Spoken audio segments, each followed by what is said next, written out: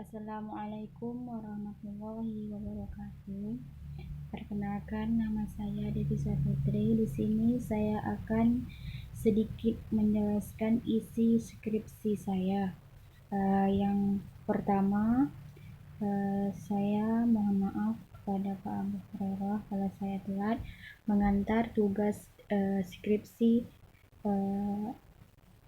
dengan mata kuliah Metopen atau Meteorologi Hukum Islam. Saya akan menjelaskan yang pertama bab 1, yaitu latar belakang. Latar belakang ini saya menjelaskan beberapa pengertian dari hukum tata negara itu sendiri. Yang hukum tata negara adalah hukum tata negara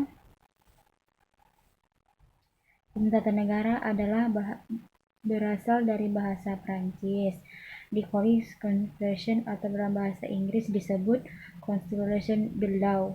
Di antara lain, para ahli hukum dapat dikatakan tidak dapat merumuskan dan yang sama tentang definisi hukum, dan demikian pula dengan definisi hukum tata negara sebagai hukum dan sebagai cabang ilmu pengetahuan hukum.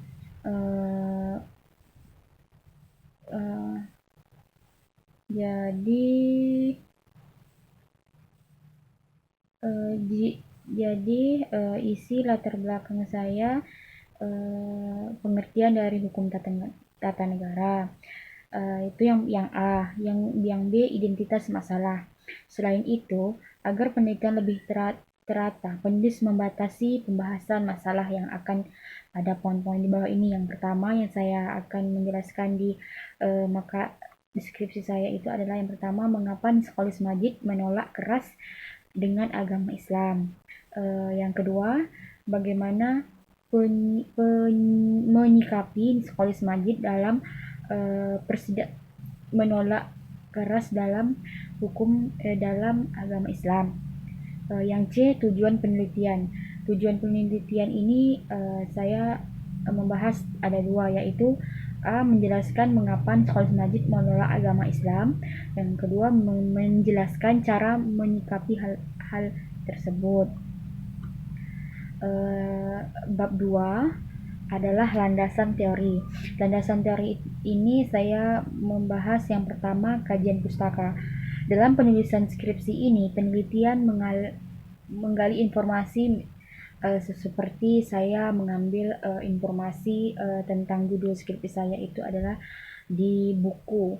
Di buku itu di buku ataupun di jurnal-jurnal yang telah ada ataupun di Google gitu.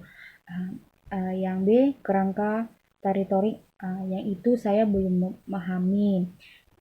Yang C, rumus hipotetis.